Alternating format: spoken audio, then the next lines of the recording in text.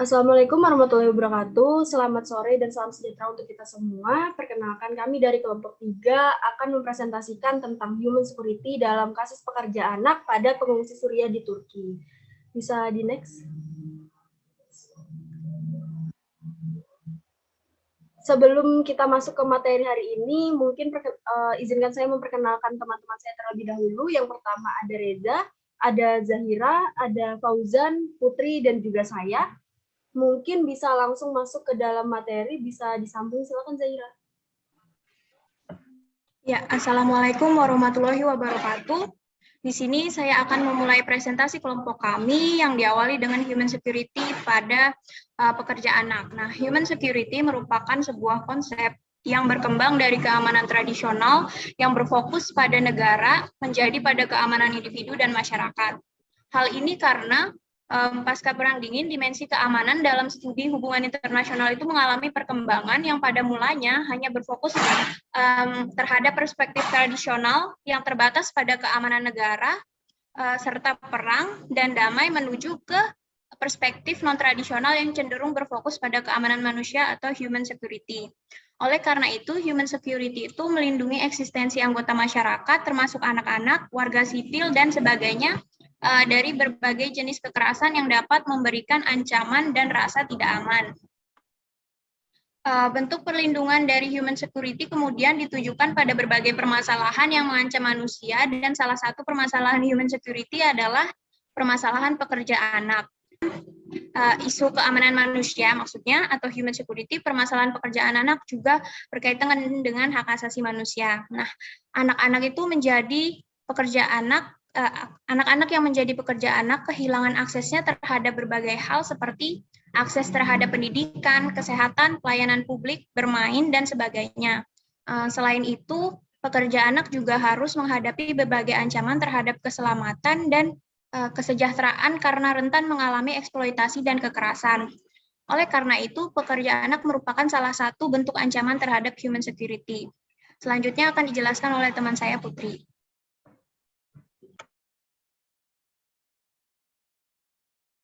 Baik, selanjutnya kita akan masuk ke pembahasan mengenai definisi pekerja anak.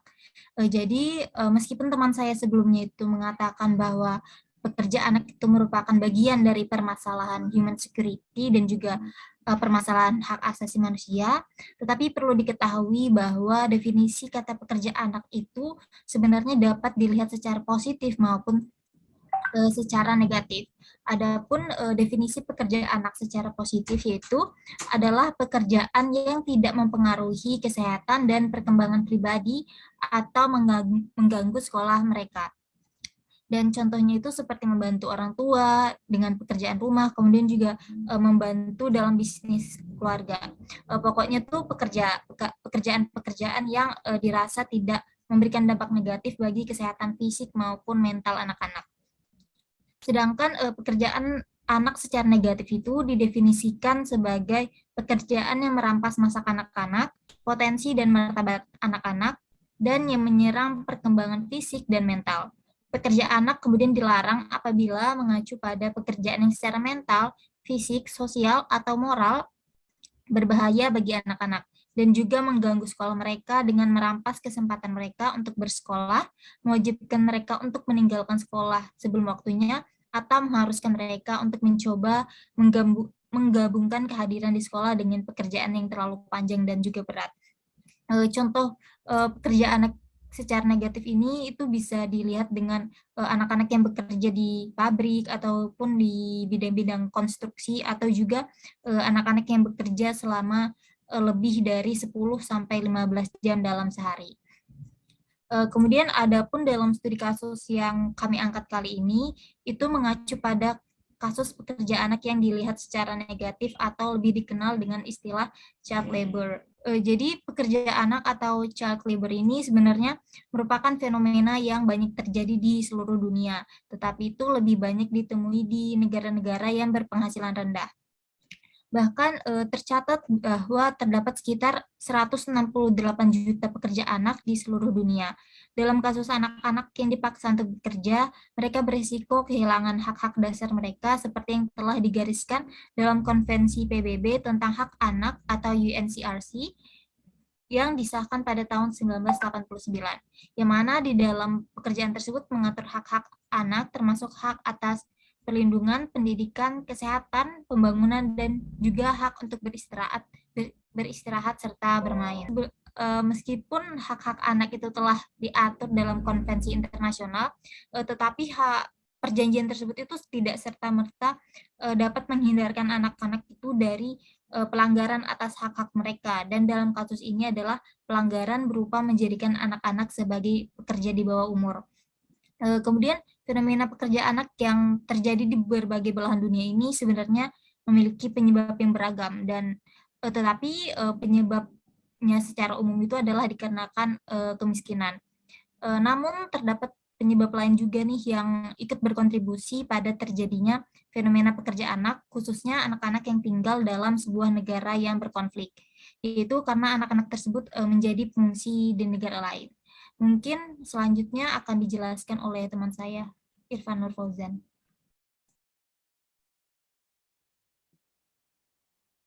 Baik, di sini saya akan menjelaskan mengenai pengungsi Suriah. Dalam dunia internasional, pengungsi menjadi masalah klasik yang sejak lama muncul di peradaban manusia. Kemudian isu pengungsi menjadi salah satu isu global yang banyak dibicarakan selama beberapa dekade belakangan ini. Permasalahan pengungsi menjadi perhatian bagi dunia internasional karena jumlahnya yang terus meningkat dan telah menjadi isu yang membutuhkan perhatian khusus. Meningkatnya pengungsi di berbagai penjuru dunia karena disebabkan oleh semakin buruknya keadaan dalam ranah politik, ekonomi, dan sosial suatu negara, sehingga secara tidak langsung memaksa masyarakatnya untuk pergi meninggalkan negara tersebut demi mencari tempat berlindung yang aman di negara lain. Kemudian menurut data dari UNHCR, menunjukkan bahwa diperkirakan dari 82,4 juta pengungsi di seluruh dunia, terdapat 35 juta diantaranya adalah anak-anak di bawah usia 18 tahun.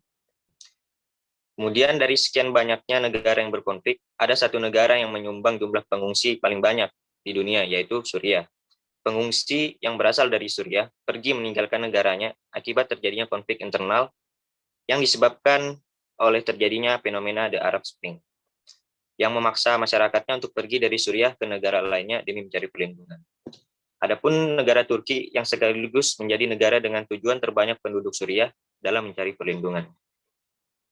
Baik, selanjutnya akan dijelaskan oleh Reza. Ya, baik. Jadi kali ini saya akan menjelaskan tentang latar belakang adanya para pengungsi-pengungsi dari Suriah ya. Jadi hari ini tuh dilatar belakangi karena adanya fenomena The Arab Spring. Nah, Arab Spring ini adalah sebuah istilah politik yang dikenal secara internasional sejak tahun 2011, terutama di negara-negara Arab.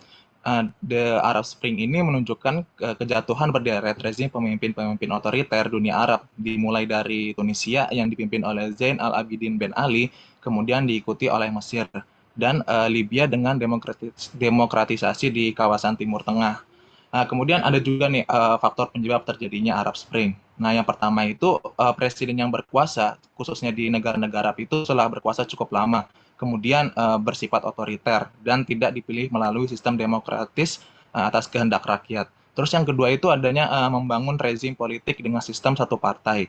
Terus yang ketiga ada banyaknya pelanggaran HAM dan membatasi kebebasan berekspresi. Dan faktor yang terakhir itu adalah krisis ekonomi dan meningkatnya pengangguran. Nah, dari adanya fenomena Arab Spring ini ada hanya satu negara hanya ada satu negara Arab yang sampai saat ini itu masih bergejolak konfliknya, yaitu Suriah, yang mengakibatkan memaksa warga negara Suriah itu harus mengungsi ke sekitar negara Suriah. Salah satunya itu adalah di Turki yang menjadi salah satu penampung pengungsi Suriah terbanyak saat ini. Selanjutnya akan dijelaskan oleh rekan saya. Terima kasih.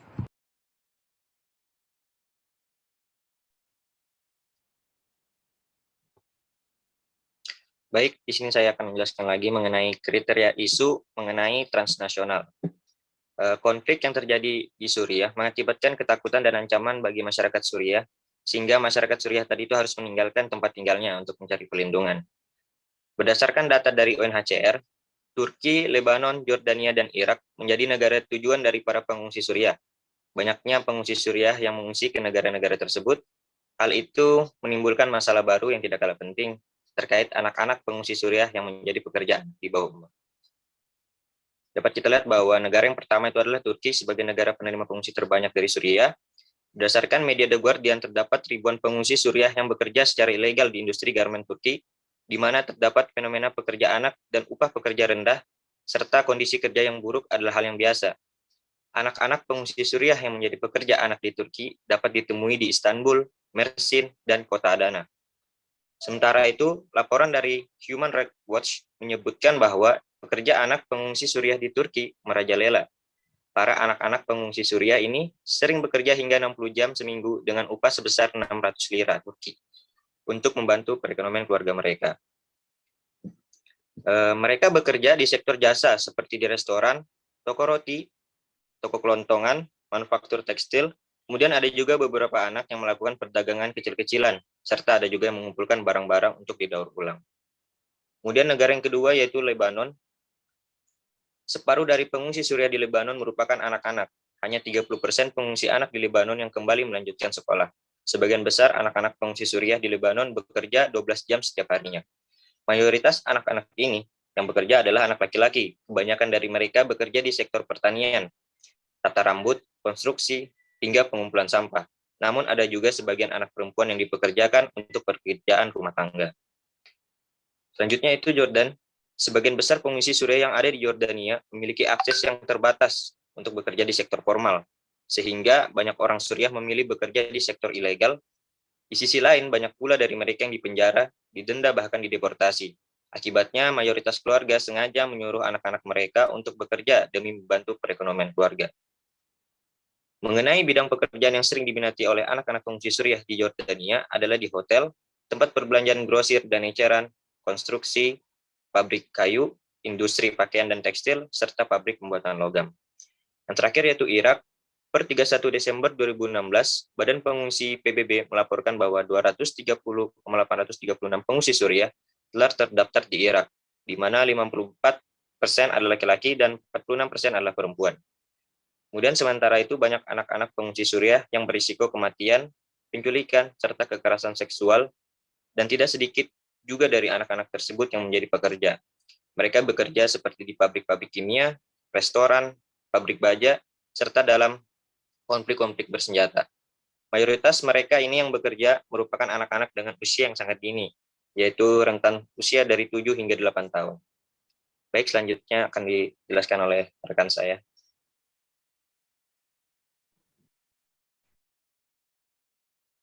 Ya, saya akan menjelaskan mengenai kriteria isu massive impact. Jadi, permasalahan terkait pengungsi Suriah dan pekerja anak itu menjadi perhatian global karena merupakan ancaman dalam human security dan hak asasi manusia, khususnya hak anak. Nah, hal ini juga dikarenakan permasalahan terkait pekerja anak pada pengungsi Suriah tidak hanya terjadi di Turki, tetapi juga di negara lain yang menjadi negara tujuan masyarakat Suriah seperti yang dijelaskan teman saya sebelumnya. Nah, masalah pekerja anak telah menjadi masalah global karena begitu banyak anak-anak baik dalam kasus pengungsi Suriah maupun anak-anak di seluruh dunia yang sudah bekerja di usia sekolah. Nah, isu pekerja anak bukan hanya masalah anak-anak yang melaksanakan pekerjaan untuk hidup, tapi terhubung sangat erat dengan resiko eksploitasi dan pelecehan, pekerjaan yang berbahaya, akses yang terhambat dalam pembangunan baik secara fisik, psikologis, maupun sosial pendidikan yang dapat menghambat pertumbuhan anak-anak. Hal ini membuat jumlah insiden kekerasan atau tingkat kriminalitas yang dilakukan terhadap pengungsi pekerja anak itu semakin meningkat. Situasi dengan banyaknya pekerja anak memiliki dampak yang buruk pada kesehatan, pendidikan, dan kesejahteraan moral anak dengan implikasi yang bertahan selama siklus hidup anak, membatasi hak-hak mereka dan membatasi peluang masa depan mereka, serta mengarah pada lingkaran kemiskinan. Banyak dari ini efeknya cenderung berlanjut lintas generasi dan mengurangi mobilitas ekonomi dan sosial. Hal ini menjadi masalah global dan pada tiap-tiap negara karena berkaitan dengan masa depan anak-anak bangsa dalam negara tersebut. Oleh karena itu, dibutuhkan solusi yang sesuai dengan sustainable development untuk menciptakan perdamaian dan kemakmuran secara global. Adapun dampak lain yang dihasilkan dari adanya pekerja anak ini meliputi diskriminasi. Nah, dalam kasus pada negara-negara Eropa, menunjukkan bentuk rasisme atau xenofobia terhadap pengungsi maupun pekerja anak dari Suriah karena menganggap bahwa para pengungsi atau imigran ini mengancam mata pencaharian yang seharusnya didapat oleh masyarakat Eropa sendiri, namun sekarang terbagi menjadi karena kehadiran para pengungsi dan timbulnya pekerja anak tersebut. Selanjutnya akan dijelaskan oleh teman saya, Putri. Baik, selanjutnya kita masuk ke kriteria isu yang ketiga, yaitu interconnected issue. Jadi, adanya permasalahan pekerja anak pada pengungsi Suriah di Turki itu berkaitan erat dengan isu-isu lainnya, di mana isu-isu tersebut menjadi faktor penyebab terjadinya permasalahan ini. Adapun beberapa faktor penyebab pekerja anak Suriah di Turki, yaitu yang pertama itu adalah pengungsian, di mana adanya label pengungsi yang anak-anak pengungsi Suriah miliki menyebabkan mereka kesulitan mendapatkan fasilitas ataupun perlakuan yang adil atau setara dari negara-negara tempat mereka mengungsi. Lantas diakibatkan hal tersebut, maka pengungsi anak-anak Suriah ini kemudian bekerja agar bisa mendapatkan fasilitas yang layak. Dan juga berdasarkan data Confederation of Progressive Trade Unions of Turkey, tercatat bahwa terdapat 2 juta pekerja anak yang ada di Turki, dan sekitar 46%-nya merupakan pengungsi anak Suriah. Dan isu yang berkaitan yang selanjutnya itu adalah isu kemiskinan, di mana ditemukan bahwa sekitar 64% keluarga Suriah yang tinggal di rumah tangga perkotaan di Turki itu hidup dekat atau bahkan berada di bawah garis kemiskinan. Hal tersebut dikarenakan ketidakmampuan keluarga dalam memenuhi kebutuhan anak-anaknya, ukuran keluarga yang besar atau banyaknya anggota keluarga, dan juga dikarenakan kesulitan orang dewasa untuk mendapatkan pekerjaan di Turki karena keterbatasan kemampuan seperti buta huruf dan juga kendala bahasa. Lantas diakibatkan hal tersebut, lagi-lagi anak-anak dari pengungsi Suriah itu ikut terlibat untuk bekerja agar bisa membantu perekonomian keluarganya, karena orang tua mereka ataupun keluarga mereka itu tidak bisa membantu menaikkan perekonomian mereka ketika mereka itu mengungsi ke Turki. Kemudian isu yang berkaitan yang ketiga yaitu adalah kerawanan pangan atau kelaparan, yang mana hal ini dapat dikatakan sebagai dampak dari adanya kemiskinan, di mana para pengungsi Suriah di Turki itu banyak yang mengalami kesulitan untuk memenuhi kebutuhan konsumsi sehari-hari akibat ketidakmampuan ekonomi. Lantas, kerawanan pangan ini juga bisa berimbas pada penurunan kesehatan anak-anak pengungsi Suriah di Turki karena kurangnya gizi yang mereka dapatkan. Jadi ketiga isu yang telah saya sebutkan itu saling berkaitan satu sama lain, di mana ketiga isu tersebut itu menjadi penyebab tingginya tingkat pekerja anak dari pengungsi Suriah di Turki. Selain itu, tingginya tingkat pekerja anak dari pengungsi Suriah di Turki itu juga menyebabkan kenaikan jumlah pengangguran warga Turki karena para pemilik usaha di Turki itu cenderung untuk memilih memperkerjakan anak-anak dari pengungsi Suriah ketimbang memperkerjakan warga negara atau warga lokal di Turki karena alasan untuk mengeluarkan jumlah upah seminimal mungkin. Selain itu, Turki juga sebenarnya telah memiliki permasalahan pekerja anak di dalam negaranya sendiri, dan permasalahan tersebut kemudian semakin berkembang setelah pengungsi anak Suriah itu datang ke Turki, sehingga dapat dikatakan bahwa isu pekerja anak dari pengungsi Suriah di Turki ini berkaitan dengan permasalahan-permasalahan dalam negeri Turki. Selanjutnya akan dijelaskan oleh teman saya. Ya, jadi di sini saya akan jelaskan tentang solusi jangka panjangnya untuk mengatasi isu perburuan atau isu pekerja yang ada di Turki. Nah, sebenarnya isu perburuan atau isu pekerja di dunia internasional itu telah lama terjadi ya. dengan dibuktikan dengan dibentuknya ILO atau International Labour Organization. Nah, ILO ini tuh berupaya untuk mendorong terciptanya peluang bagi perempuan dan laki-laki untuk memperoleh pekerjaan yang layak dan produktif secara bebas, adil, aman, dan bermartabat.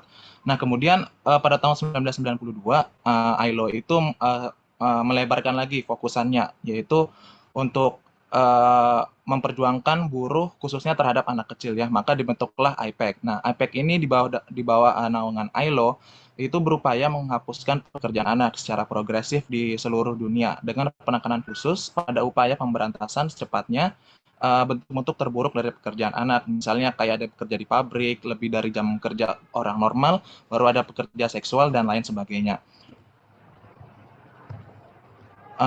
Penyelesaian masalahnya yang ada di Turki, dalam mengatasi pekerjaan anak di Turki, ILO itu melakukan beberapa tindakan. Di antaranya itu ada dua. Yang pertama itu adalah ILO sebagai aktor arena, kemudian ada ILO sebagai aktor mandiri ataupun independen.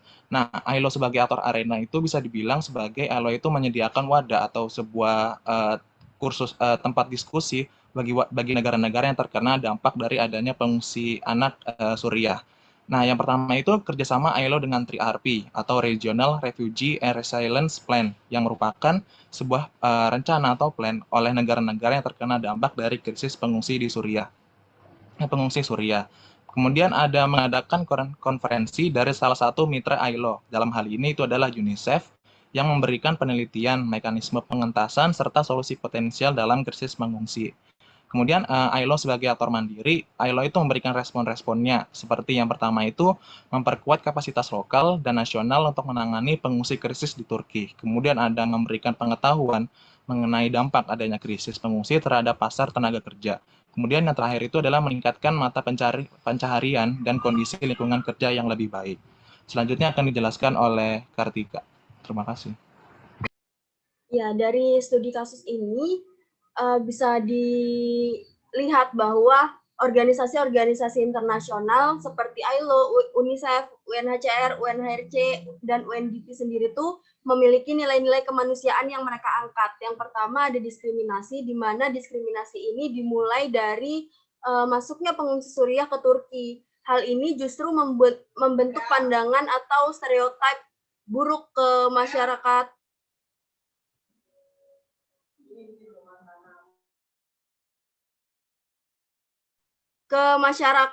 Suriah yang mengungsi ke Turki, di mana hal ini justru dinilai mempermudah teroris memasuki Eropa. Terus yang kedua ada eksploitasi anak, di mana karena banyaknya pengungsi yang datang ke Turki sehingga jadinya banyak masyarakat yang bekerja secara ilegal karena tidak terdaftar sebagai warga negara Turki, yang akhirnya membuat anak-anak juga bekerja di Turki sendiri. Dan tercatat bahwa anak-anak yang bekerja di Turki bekerja sebanyak 60 jam per minggu. Bahkan untuk anak-anak dengan usia rentang tahun 15 tahun itu tercatat bekerja sebanyak 15 jam per harinya dengan waktu kerja 6 hari seminggu, di mana hal ini bertentangan dengan undang-undang yang ada di Turki bahwa pekerja di atas 17 tahun itu bekerja maksimal 40 jam per minggu. Next. Dan banyak pengungsi yang tidak mendapatkan kelayakan yang sesuai dengan standar penanganan pengungsi seperti pendidikan, tempat tinggal, kesehatan, dan lain-lain. Ini sudah tercatat banyak yang berada di Ankara atau ibu kota Turki sendiri. ILO, UNICEF beserta organisasi lainnya seperti UNHCR, UNHRC, dan UNDP sendiri memiliki fokus kerja utama, di mana hal ini dilakukan demi menangani pekerja anak dengan menyuarakan perlindungan sosial bagi pengungsi yang ada di dunia. Dan hal ini dilakukan dengan memberikan tunjangan pendidikan serta peningkatan anggaran untuk kelangsungan pendidikan anak-anak pengungsi yang ada di dunia, terkhusus di Turki sendiri. Next. Sekian presentasi dari kami, mungkin kita bisa langsung ke sesi tanya-jawab. Dipersilakan teman-teman. Jika ada yang ingin bertanya bisa raise hand atau bisa memakai fitur chat. Silakan. Ya, Oksinuel, dipersilakan. Boleh kan tadi tuh kalian ada ngejelasin terkait dengan banyaknya aktor yang terlibat dalam menanggulangi pekerjaan anak ini. Nah, menurut teman-teman dengan banyaknya aktor itu apakah cukup efisien dalam upaya menanggulangi permasalahan tersebut?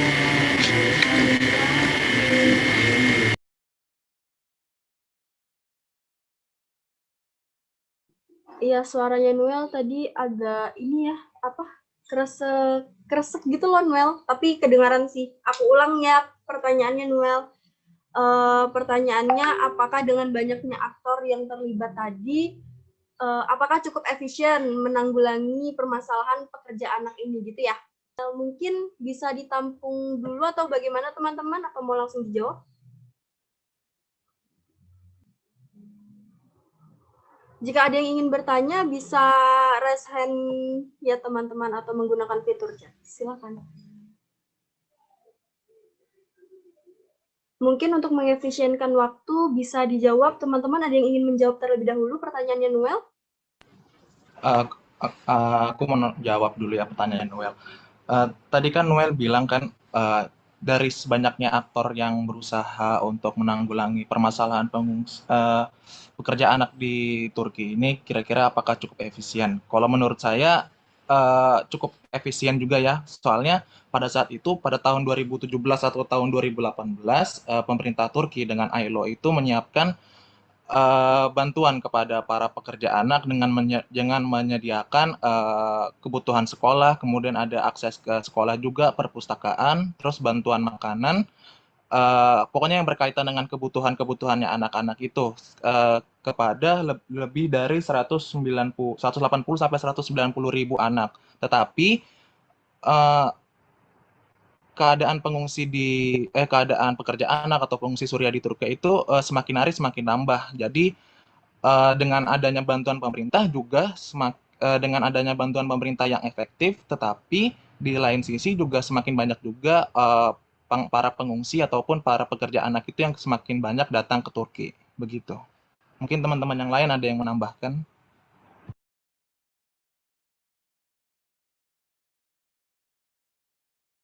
Teman-teman yang lain ada yang mau menambahkan terlebih dahulu? Mungkin aku tambahkan sedikit. Jadi mengingat dari masalah pekerja anak itu tidak hanya dialami di Turki, jadi memang alangkah lebih baiknya untuk ditanggung secara bersama-sama Noel, karena kalau misal cuma satu aktor yang terlibat, itu akan memberatkan satu aktor tersebut. Sedangkan masalah pekerja anak ini juga menjadi masalah yang cukup pelik yang ada di dunia seperti itu. Jadi tidak hanya di Turki yang mengalami masalah pekerja anak, tapi di dunia itu juga, di negara-negara lain itu juga memiliki masalah yang sama. Jadi memang harus diselesaikan secara bersama-sama agar bukan masalah efisien atau tidak efisiennya, tapi memang sepertinya itu cara terbaik untuk dilakukan seperti itu. Oke, dari Noel, apakah Ya, thank you teman-teman. Cakep. Terima kasih Noel atas pertanyaannya. Mungkin bisa langsung disambung ke pertanyaannya Rashida, silakan. Baik, terima kasih atas kesempatannya. Perkenalkan, nama saya Rashida dari kelompok 1. Sebelumnya saya ingin bertanya, sebelumnya kan kalian telah menjelaskan nih apa aja anak-anak ini dipekerjakan. Itu saya ingin bertanya terkait bagaimana mekanisme rekrut untuk merekrut anak-anak sehingga mereka mau untuk dipekerjakan. Apakah mereka ini menggunakan penipuan, penculikan atau kekerasan untuk merekrut anak-anak sebagai pekerja. Nah, itu saja dari saya. Terima kasih. Oke, aku ulang dulu ya Rashida pertanyaannya, bagaimana mekanisme dari para pencari pekerja anak-anak ini untuk merekrut mereka ya. Oke, mungkin teman-teman ada yang mau menjawab terlebih dahulu? Izin menjawab. Untuk mekanismenya sendiri, untuk di negara Turki itu sendiri, pengungsi anak-anak Suriah itu bekerja secara sukarela. Jadi itu sebenarnya anak-anak pengungsi itu sendiri yang menawarkan diri mereka. Jadi mereka anak-anak tersebut itu kayak datang ke petani-petani, terus juga datang ke toko kelontong-kelontong untuk menawarkan diri mereka untuk bekerja. Tetapi untuk kasus pekerja anak-anak di Eropa itu saya ada baca bahwa mereka itu melalui kayak semacam instansi, tapi entah penipuan atau tidak, tapi intinya itu dia ilegal. Jadi tuh anak-anak pengungsi Suriah itu tidak hanya bekerja di Turki saja, tetapi mereka itu juga dikirim ke luar-luar negara seperti kayak di Eropa, dan contohnya itu paling banyak itu ada di Jerman. Jadi itu kayak melalui instansi gitu, tapi memang anak-anak tersebut itu secara sukarela gitu menawarkan diri mereka untuk bekerja. Bahkan untuk di pabrik-pabrik luar negeri itu anak-anak tersebut itu lewat instansi tersebut, suatu instansi itu disalurkan ke pabrik-pabrik fashion. Contoh salah satunya itu juga pabrik H&M. Jadi untuk mekanisme di dalam negara Turki sendiri itu anak-anak itu sendiri yang menawarkan diri mereka, sedangkan untuk anak-anak pengungsi Suriah yang bekerja di Eropa itu dilakukan melalui instansi yang ilegal. Tapi saya kurang tahu apakah itu termasuk penipuan atau tidak, karena memang anak-anak tersebut sendiri yang sukarela menawarkan diri mereka untuk bekerja. Mungkin itu yang bisa saya sampaikan. Saya ingin menambahkan ya.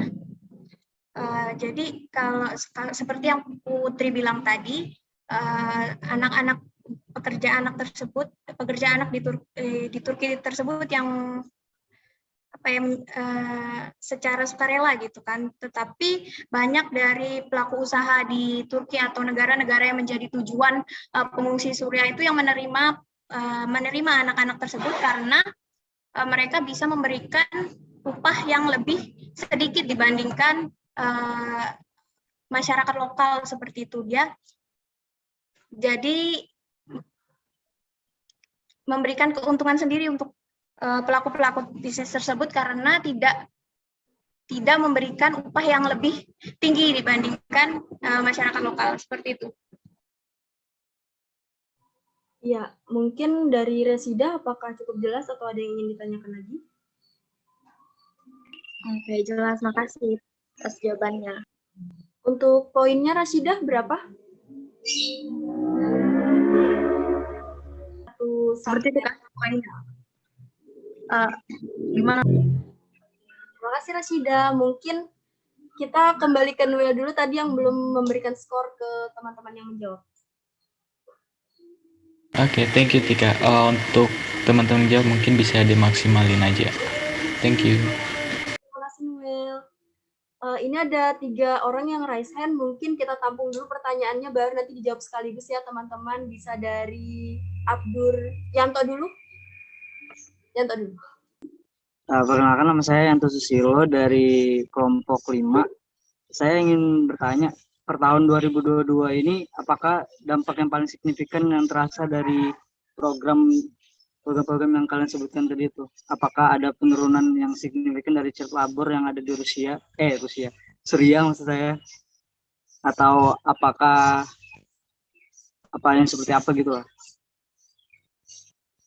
Terima kasih. Oke, Yanto, pertanyaannya tentang dampak signifikan dari penanganan pekerja anak di tahun 2022 ini ya, Yanto? Iya. Oke, mungkin bisa dilanjut ke pertanyaannya Abdur. Oke, baik. Terima kasih. Nama saya Abdurrahman dari kelompok 5. Yang ingin saya tanyakan adalah, dari tadi kan teman-teman menyebutkan beberapa bantuan dan beberapa hal yang dilakukan baik dari organisasi dunia kepada negara maupun dari negara terhadap pengungsi ataupun rakyatnya sendiri. Yang ingin saya tahu adalah nama program tersebut. Pasti kan di dalam setiap bantuan ataupun kerjasama seperti itu pasti ada nama dari program-program tersebut. Dan pertanyaan selanjutnya adalah, apakah program ini hanya sebatas sekali gitu aja dalam tanda kutip, ada nggak sih kelanjutannya dari program tersebut dalam menangani? Jadi tingkat keefektivitasannya tentu kan lebih baik jika ada continue dalam melakukan kerjasama ataupun dalam menangani human security khususnya di Turki. Mungkin itu aja sih teman-teman. Terima kasih. Oke, terima kasih Abdur. Pertanyaannya tadi mengenai nama program bantuannya dan jangka waktu program tersebut dilaksanakan ya? Iya, betul. Terima kasih, Rika. Ya, terima kasih juga. Selanjutnya ada Nita, silakan. Ya, sebelumnya apakah suara saya terdengar jelas? Jelas. Lagi. Oke. Jadi saya ingin bertanya juga terkait dengan pertanyaan Oksinuel tadi. Kalau berdasarkan jawaban yang teman-teman berikan tadi, kalau saya tidak salah ada Reza sama Kartika terkait dengan efektivitas bantuan yang diberikan organisasi yang tadi terlibat. Sepertinya kalau saya bisa simpulkan dari jawaban teman-teman itu dengan adanya peningkatan dari pekerja anak khususnya di Suriah, Turki dan juga di dunia tadi kalau saya tidak salah yang Kartika sebutkan, ini berarti menandakan kalau ada indikasi program-program yang dijalankan itu tidak efektif gitu kalau saya bisa simpulkan secara singkat. Namun saya di sini ingin meminta pendapat teman-teman sekiranya apa yang seharusnya kita lakukan untuk menangani permasalahan ini gitu. Hingga pada akhirnya bisa meminimalisir tingkat pekerja anak di Suriah maupun di dunia. Mungkin itu pertanyaan saya. Terima kasih. Oke, aku ulang dulu ya Nita pertanyaannya, apa yang harus dilakukan untuk meminimalisir kasus pekerja anak ini ya? Oke, mungkin kita jawab pertanyaan dari Yanto dulu. Dari teman-teman ada yang ingin menjawab? Aku mau jawab yang punyanya Abdur tadi ya. Ya kira-kira apa sih nama program bantuannya ini kepada pengungsi pekerja anak Suriah di Turki. Nah, seperti di PPT tadi situ, saya ada menjelaskan programnya ILO yang bekerja sama dengan pemerintah Turki dan pemerintah negara-negara lainnya yang terkena dampak dari pengungsi anak di Suriah ini disebut dengan 3RP atau Regional Refugee and Resilience Plan, yang dimana ini tuh terdiri dari negara-negara yang terkena dampak dari krisis pengungsi Suriah, yang mana di dalamnya itu ada Mesir, Irak, Yordania, Lebanon, dan Turki itu sendiri. Di mana si 3RP ini berusaha untuk berdiskusi kira-kira sebagaimana langkah-langkah yang harus diambil oleh masing-masing negara untuk meminimalisir adanya pekerja anak di masing-masing negara. Kemudian ada juga yang namanya itu program Regional Dialogue and Labor Market Impact of the Syrian Refugee Crisis in Jordan, Lebanon, Turki, Iraq, and Egypt. Nah, di mana sama seperti sebelumnya, ILO itu membuat suatu wadah diskusi bagi negara-negara yang terkena dampak dari krisis pengungsi, khususnya pekerja anak dari Suriah ini, itu untuk saling berdiskusi juga. Ini itu yang saya sebutkan tadi itu kerjasamanya itu dilakukan pada tahun 2011 ya, diselenggarakan di kantor perwakilan regional masing-masing negara ILO itu berada ya. Kemudian pada tahun 2015 itu juga terjadi juga dialog yang sama atau diskusi bersama oleh negara-negara yang terkena dampak adanya krisis pengungsi tersebut. Terus pertanyaan yang kedua apa tadi, Dur? Aku lupa tadi.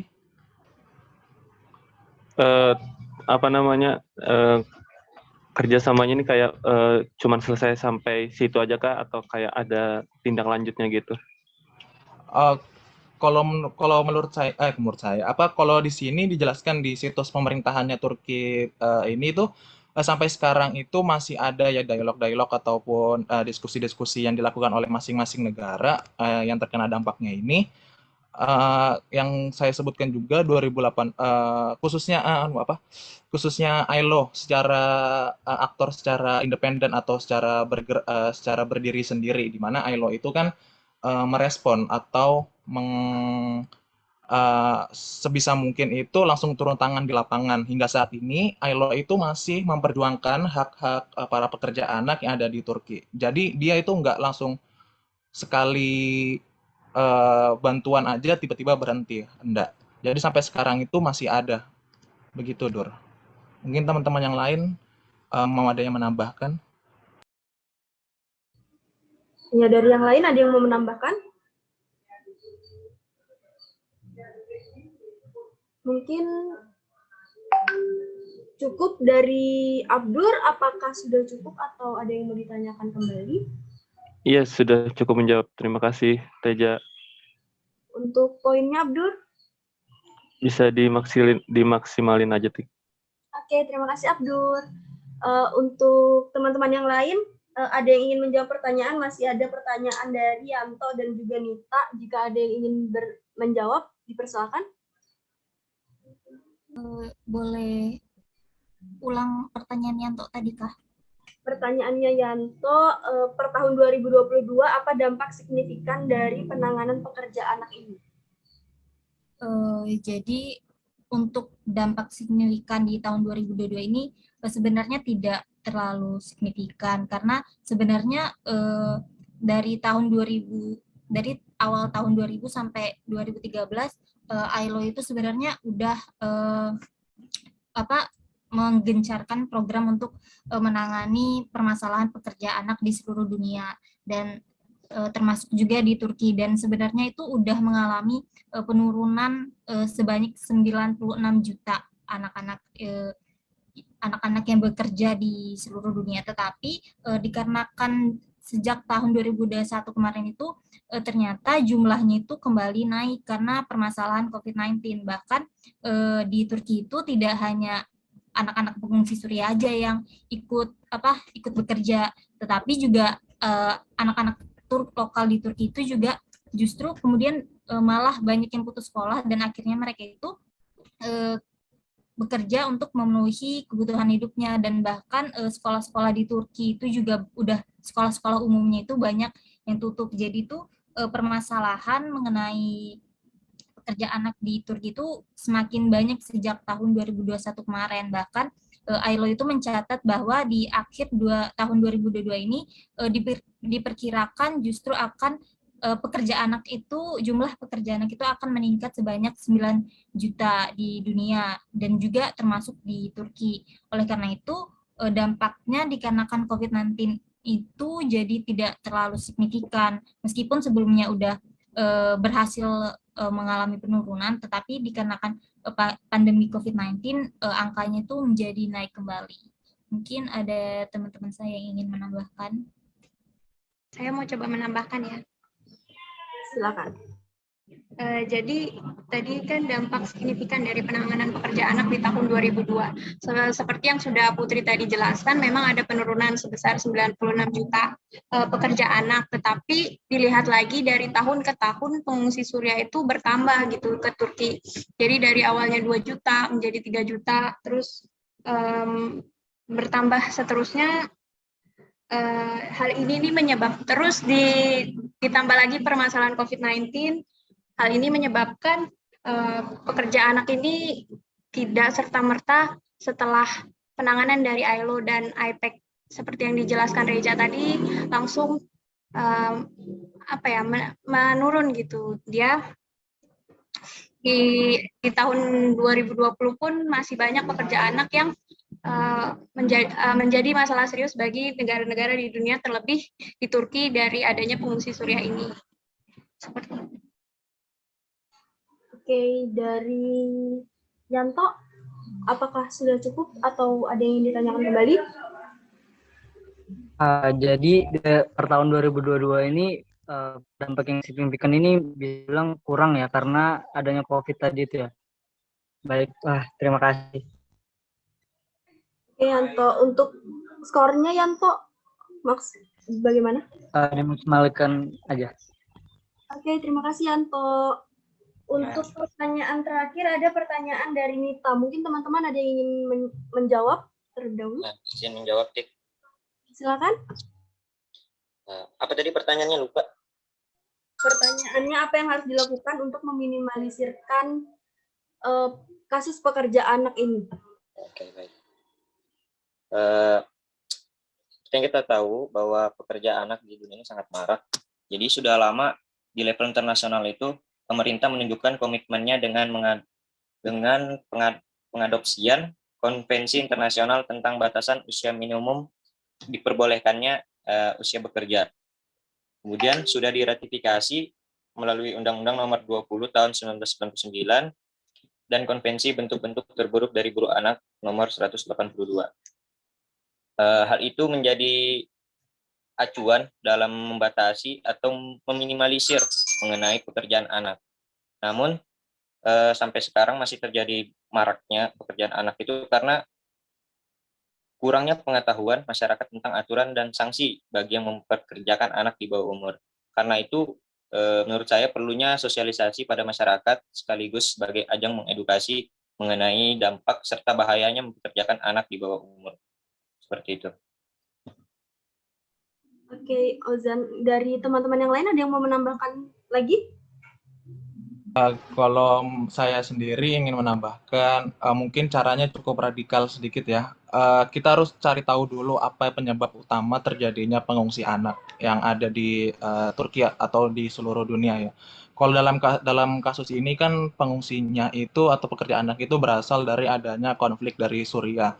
Nah, menurut saya selama konflik di Suriah itu masih ada, maka pengungsi-pengungsinya itu pasti tidak akan pernah habis-habisnya berdatangan dari negara-negara Suriah. Jadi menurut saya alangkah baiknya harusnya konflik yang ada itu harusnya diminimalisir atau bahkan dihentikan terlebih dahulu, baru pekerjaan atau baru pengungsi Suriah itu mungkin sudah mulai bisa berkurang begitu. Terima kasih. Oke, Reza. Dari teman-teman yang lain ada yang mau menambahkan lagi? Mungkin aku nambahin sedikit tadi dari jawabannya Fauzan, di mana kita harus melakukan sosialisasi, terus dari jawabannya Reza, kita harus menyelidiki dari awal mula permasalahan ini muncul, dari konflik Suriah dan segala macamnya.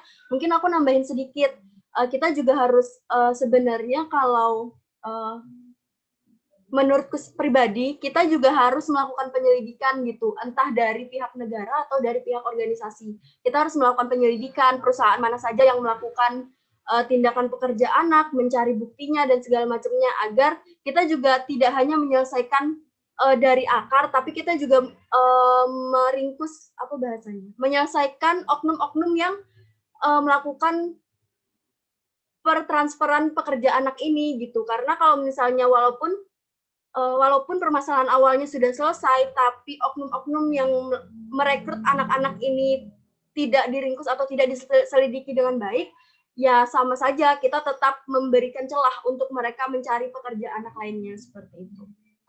Dari Nita bagaimana? Ya, terima kasih atas jawabannya. Mungkin untuk poinnya bisa dimaksimalkan untuk semua yang...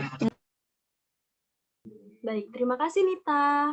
Mungkin ada yang ingin bertanya lagi? Jika tidak ada, mungkin kita bisa tutup presentasi hari ini. Terima kasih teman-teman yang sudah bertanya, juga sudah membantu untuk menjawab. Kurang lebihnya kami mohon maaf. Wabillahi taufiq wal hidayah. Wassalamualaikum warahmatullahi wabarakatuh dan selamat sore semuanya. Terima kasih semuanya. Mungkin saya kembalikan ke Erik atau Ibu Unis.